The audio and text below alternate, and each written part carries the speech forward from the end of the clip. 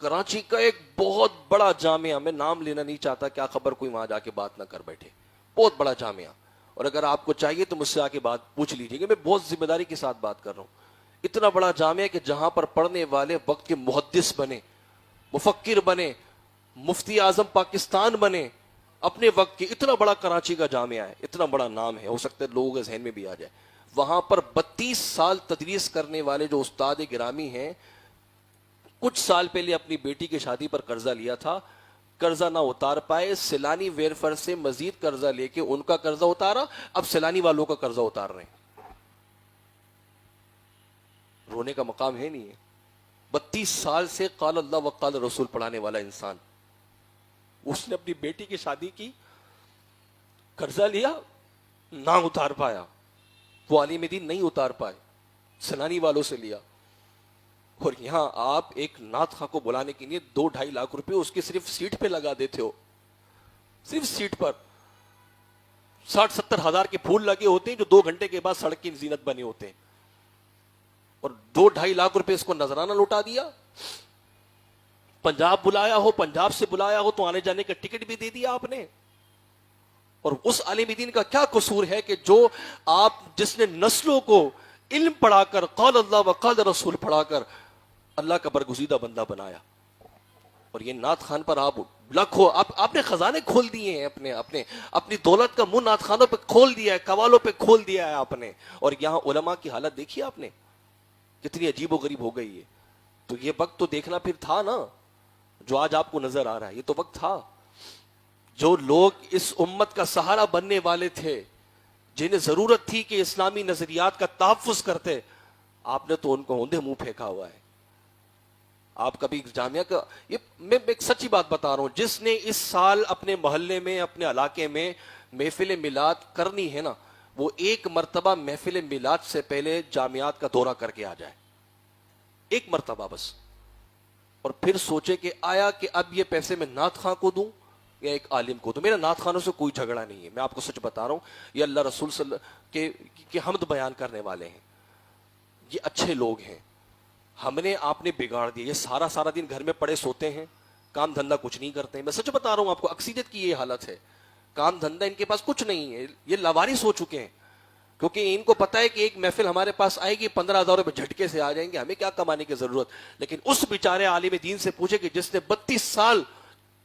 درس نظامی بھی پڑھایا، عالم بھی بنایا، لیکن غیرت اتنی تھی کہ لوگوں کے آگے ہاتھ نہیں پھیلائے، پھر کہتے ہیں کہ مولوی مانگنا شروع کر دیتے ہیں، پھر کہتے ہیں کہ مولوی کی نظر جیب پہ رہتی ہے۔ ایسے لوگوں کو شرم نہیں آتی؟ نعت خانوں کو آپ نے پیسے دے دے کے ان کو گھروں میں جو نا آپ نے بیزار بنا دیا ہے، ان کو کام دھندے کی لت نہیں ہوتی، اور جس نے زندگی کی ساری دولت، ساری سرمایہ کتابوں پہ صرف کیا ہو، آپ کی نظروں میں نہیں ہے۔ دیمک کی نظر ہو رہا ہے، مسودے لکھے جا چکے ہیں، کتابیں سائٹوں میں پڑی ہوئی ہیں، کوئی چھاپنے والا نہیں ہے، چھاپنے والا نہیں ہے نا۔ آپ کسی بھی بڑے نعت خواہ کراچی کے، اس کا ایک پیج جو سوشل میڈیا پہ بنا، اس کو لائک کر لیں، ٹھیک ہے؟ لائک کرنے کے بعد آپ دیکھیے گا روزانہ اس کی محفلوں کے نوٹیفیکیشن آپ کو آئے گا، روزانہ،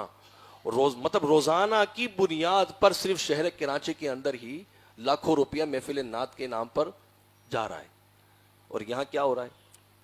کوئی پتا، اور محفل نعت میں آپ بیٹھیں گے، سر دھت کو بیٹھیں گے، لگے گا بھائی بہت اچھی چل رہی ہے اہل سنت، بہت اچھا، اہل سنت اپنے عروج پر ہے، لیکن جب آپ محفل میلاد سے نکلیں گے نا، پھر آپ کو یہ خون میں لیتے ہوئے شہادتیں نظر آئیں گی۔ اگر ان کو ان شہادتوں کی فکر ہوتی نا تو یہ ساری چمک دھمک نظر نہیں آ رہی ہوتی آج۔ تو ہم نے اور آپ نے اب لگام ڈالنی ہے، ذرا تیار ہو جائیں، خدا را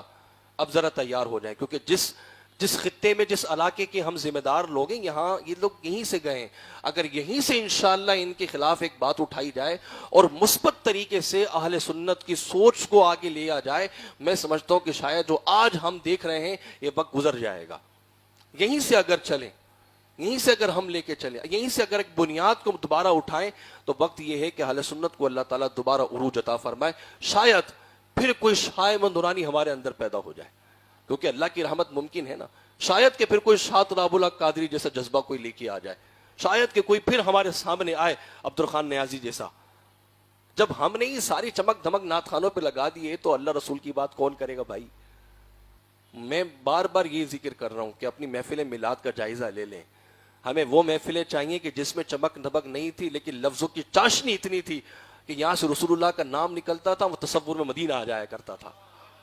یہاں نعت بھی پوری نہیں ہوتی تھی, کہنے والے کہہ دیا کرتے تھے ہمیں رسول اللہ کی زیارت ہوئی ہے. ہمیں یہ محفل میلاد چاہیے, ہمیں یہ محفل میلاد نہیں چاہیے جو آج کل ہو رہی ہے کہ ایک عالم دین 365 نعت خواں. یہ کوئی محفل نعت ہے؟ 365 نعت خانوں کی جھڑمٹ میں آپ نے ایک عالم دین رکھا ہے, بیچارہ 1 گھنٹہ بول کے گیا, پتہ ہی نہیں لگتا کیا بول کے گیا, صرف 1 گھنٹہ. اور اس 1 گھنٹے کے دوران پھر بین الاقوامی نعت خواں آ جائیں, لیجیے وہ بھی مائنس, وہ بھی ختم کر دیا ہے. تو اب آپ ذرا غور کر لیں, نتائج آپ کے سامنے ہیں. جس کی محفل میلاد میں آپ چمک دھمک دیکھیں نا, تو پھر آپ ذرا تصور بھی کر لیجئے گا کہ اس سے 5 منٹ پہلے آپ نے ایک ناموس رسالت کے مسئلے پر ایک شہید مسلمان کی لاش بھی دیکھی جو خون میں لتڑی ہوئی تھی, اور یہ بیٹھ کے وہ نبی کی نعتیں جھوم جھوم کے پڑھ رہے ہیں. ان کو کوئی بتا نہیں رہا کہ حالات کیا کس طرح جانب جا رہے ہیں. اور آج بھی آپ 2.5-3 لاکھ روپے کے نذرانے لے کے نعت خوانی میں آ رہے ہیں, پیسے یوں کر کے لوٹائے جاتے ہیں, ایسے پیسے لوٹائے جاتے ہیں. یہ رواج تو نعت خوانیوں میں ہمارا نہیں ہے. اب بات آگے نکل جائے گی, سمجھدار آپ ہیں, ذرا اب عمل کی طرف جانے کی ضرورت ہے. انشاءاللہ یہاں سے ہم اور آپ کوشش کریں ایک مثبت سوچ کو لے کے اٹھیں. ہم نے ہی اس چیز کو آگے لے کے گئے تھے, انشاءاللہ اس میں ہونے والی برائیاں بھی ہم ہی ختم کریں گے انشاءاللہ.